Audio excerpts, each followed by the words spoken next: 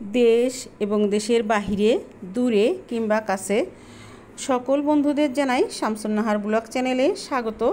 বন্ধুরা, আরেকটি রেসিপি নিয়ে হাজির হয়ে গেলাম প্রতিদিনকার মতো। তো আমার আজকের রেসিপি গরুর মাংস আলু দিয়ে রান্না। তো আজকের রেসিপিটা যদি তোমাদের কোনো অংশে একটুও ভালো লেগে থাকে বন্ধুরা, লাইক কমেন্ট শেয়ার করে দিও আর সাবস্ক্রাইব করে পাশে থেকো যারা নতুন বন্ধু আছো। তো ভিডিও শুরুতে একটা লাইক দিয়ে ভিডিওটা দেখার অনুরোধ করছি। সবাই একটা লাইক দিয়ে ভিডিওটা দেখা শুরু করো, কেউ স্প্যাম কমেন্ট করো না। তোমাদের একটা লাইক আমাদের চ্যানেলটাকে অনেক দূর অবধি পৌঁছে দিতে সহযোগিতা করবে। একটা লাইক দিলে তোমাদের এমন কিছু ক্ষতি হবে না।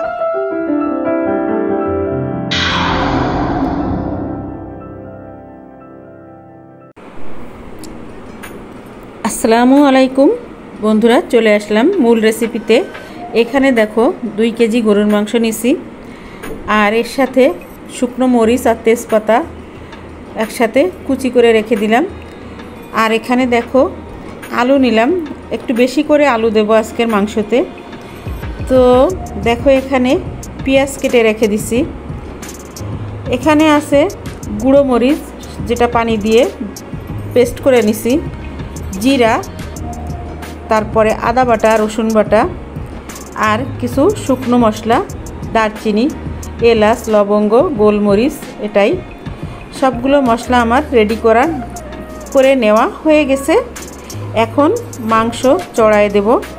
তো চুলায় আমি কড়াই দিয়ে দিলাম, পরিমাণ মতো তেল দিয়ে পেঁয়াজটাকে আগে ভেজে নেব।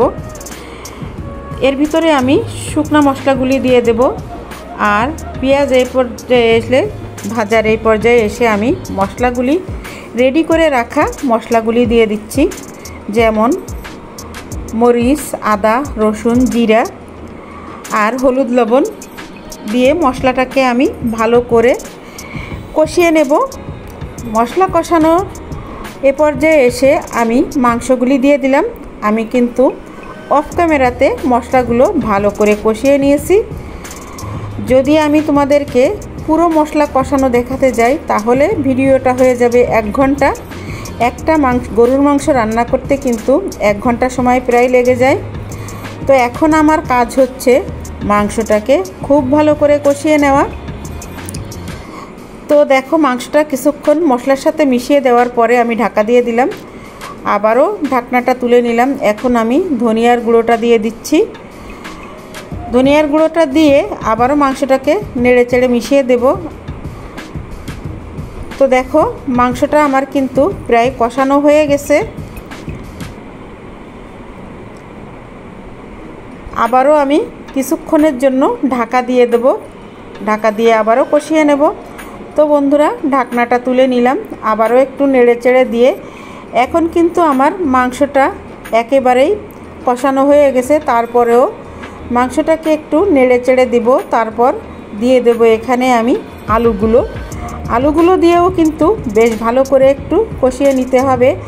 আলু দেওয়ার আগে আমার মেয়ে বলছিল কষানো মাংস দিয়ে ভাত খাবে, তাই এখান থেকে কিছু মাংস আমি তুলে রেখে দিলাম মেয়ের জন্য।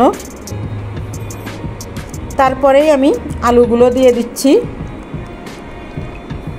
এখন আলুগুলো দিয়ে ভালো করে আবারও কষিয়ে নেব।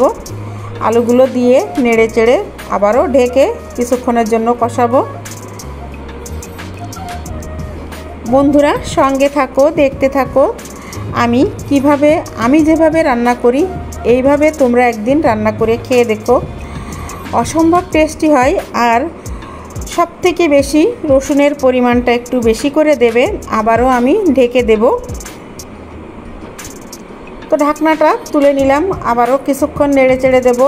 আরও কিছু এখানে আমি গোলমরিচটা গুঁড়ো করে নিয়েছিলাম, সেই গোলমরিচ গুঁড়োটা এখানে দিয়ে দেব। তো কথা হচ্ছে ঝাল, লবণ, মশলা যদি ঠিকঠাক হয় আর মাংসটা যদি ঠিকমতো কষানো হয় তাহলেই হবে টেস্ট আর সেরা স্বাদে মাংস রান্না। এটাই হচ্ছে আসল কথা। মাংস যত কষাবে ততই টেস্টি হবে। আর এখানে আর একটা কথা, মাংসে একটু বেশি, গরুর মাংসে কিংবা ব্রয়লার মুরগিতে একটু রসুন বেশি করেই দিতে হয়। বন্ধুরা আবারও আমি ঢেকে দিলাম। তো বন্ধুরা এখন ঢাকনাটা আবারও তুলে নিলাম। আলু দিয়ে মাংসটা কিন্তু কষানো হয়ে গেছে। এখন আবারও একটু নেড়েচেড়ে উপর নিচ করে দিলাম। তারপর দিয়ে দেব গরম করে রাখা ঝোলের পানি। এখন আমি প্রয়োজন মতো ঝোলের পানি দিয়ে দিলাম।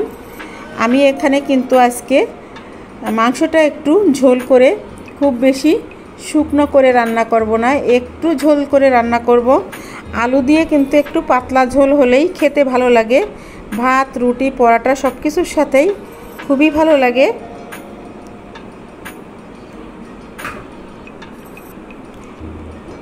এখন আবারও ঢেকে রান্না করব যতক্ষণ না মাংসটা সিদ্ধ হয়ে যায়। তো আমি ঢাকা দিয়ে রেখে যাচ্ছি, চলে আসব কিছুক্ষণ পর। এ পর্যায়ে এসে বন্ধুরা আবারও ঢাকনাটা তুলে নিলাম।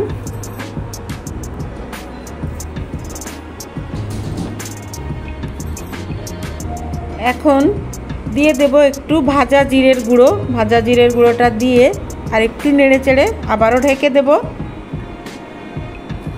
ভাজা জিরের গুঁড়োটা দিলে মাংসের ফ্লেভারটা কিন্তু অনেক সুন্দর আসে।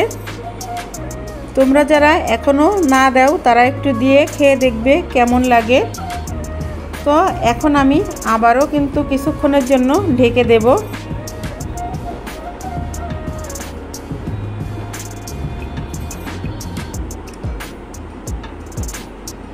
দেখো বন্ধুরা, হয়ে গেল আমার আলু দিয়ে গরুর মাংসের ঝোল রান্না করা।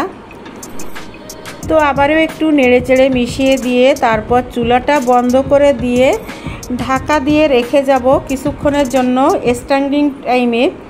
তো এভাবে রেখে দিলে দেখতে অনেকটাই ভালো লাগে। দেখো আমি চুলাটা কিন্তু বন্ধ করে দিলাম আর ঢেকে দিয়ে রেখে যাচ্ছি, চলে আসব কিছুক্ষণ পর। এই দেখো চলে আসলাম কিছুক্ষণ পরে, বেশ কিছুক্ষণ পরে আমি চলে আসলাম। দেখো আমার মাংসের কালারটা অসম্ভব লোভনীয় লাগছে আর খেতেও হয়েছিল অসাধারণ। দেখতে যেমন লোভনীয় হয়েছে, খেতেও হয়েছিল অনেক টেস্টি, অনেক স্বাদ। তো এখন আমি একটা সার্ভিং বলে তুলে নিচ্ছি। বন্ধুরা কেমন লাগলো আজকের আমার এই গরুর মাংসের রেসিপিটা অবশ্যই কমেন্টের মাধ্যমে জানাবে। ভালো লাগলে লাইক, কমেন্ট, শেয়ার করে দেবে। আর নতুন বন্ধু যারা আছো তারা সাবস্ক্রাইব করে পাশে থাকা বেল বাটনটি অন করে দেবে, তাহলে আমি ভিডিও ছাড়ার সঙ্গে সঙ্গে তোমাদের কাছে পৌঁছে যাবে। বন্ধুরা আজকের মতো বিদায় নিচ্ছি। আল্লাহ হাফেজ। আসসালামু আলাইকুম।